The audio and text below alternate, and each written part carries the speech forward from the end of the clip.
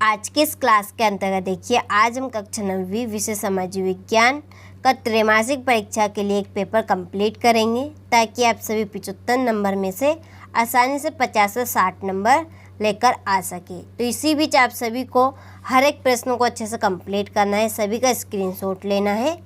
भरोसा दिलाती हूँ आप सभी को मैं कि आप सभी इस बार अच्छे से अच्छे अंक प्राप्त करेंगे। चलिए तो वीडियो को स्टार्ट करते हैं और प्रश्नों को आप स्क्रीनशॉट लेना मत भूलिएगा और अच्छे से आप कंप्लीट कीजिएगा। कर्क रेखा भारत के कितने राज्यों से होकर गुजरती है?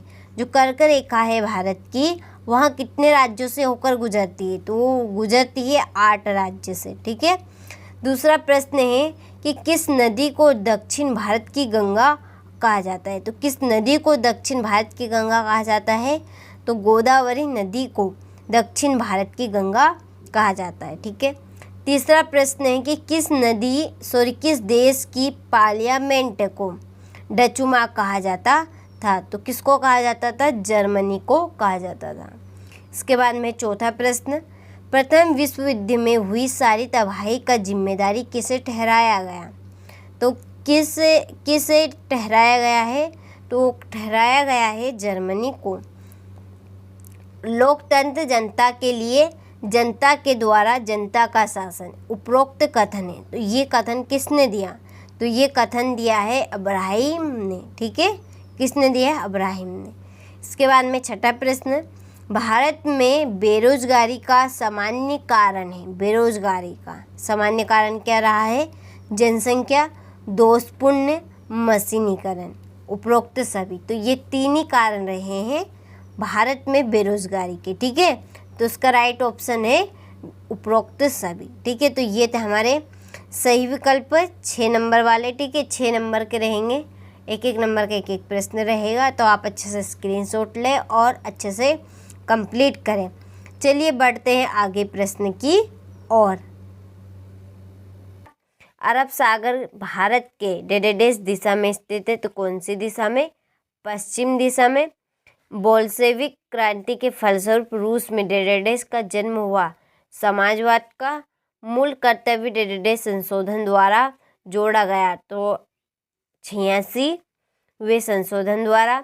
भारत में सबसे बड़ी अपवाह द्रोणी डेडेडेस नदी की है। तो इसका आंसर रहेगा गंगा। प्रथम विश्व युद्ध के बाद जर्मनी में डेडेडेस गणतंत्र की स्थापना हुई। तो वेयर गणतंत्र की। और जो क्रियाएं आय प्राप्त करने के लिए की जाती है उन्हें डेडेडेस कहते हैं। कौन सी क्रियाएं? आर्थिक क्रियाएं। ठीक है। तो ये हमने रिक्त स्थान कंप्लीट कर लिया। आप अच्छे से स्क्रीनशॉट लें और अच्छे से आप इनको कंप्लीट करें। चलिए इसके बाद में हमारा अगला प्रश्न है, सही जोड़ी बनाइए। ठीक है। सही जोड़ी के यहाँ पे नंबर डाल दिए ताकि आप सभी का ज़्यादा समय बर्बाद ना हो, कम समय में पूरे को अच्छे से कंप्लीट कर सकें। तो देखिए, सुंदरवन राष्ट्रीय पार्क, इसकी जोड़ी है बंगाल। निर्धनता रेखा का आकलन, इसकी जोड़ी रहेगी राष्ट्रीय प्रतिदर्श सर्वेक्षण संगठन। दुर्गावती देशमुख, इसकी जोड़ी प्रथम वित्त मंत्री। विनिर्माण की जोड़ी रहेगी द्वितीय क्षेत्र। भारत का संविधान बना 26 जनवरी 1946 को। व्यवसाय की संधि, तो इसकी जोड़ी रहेगी जर्मनी। ठीक है। तो ये थी जोड़ी। चलिए आप अच्छे से स्क्रीनशॉट लें और अच्छे से आप इन प्रश्नों को देखिए कंप्लीट करें। अच्छे अंक आप प्राप्त करना चाहते हैं तो देखिए इसके आपको 2 सेट पेपर प्रोवाइड करवाए जा रहे हैं। ठीक है। सेट ए तो हम देख रहे हैं और ये आपका सेट बी रहेगा।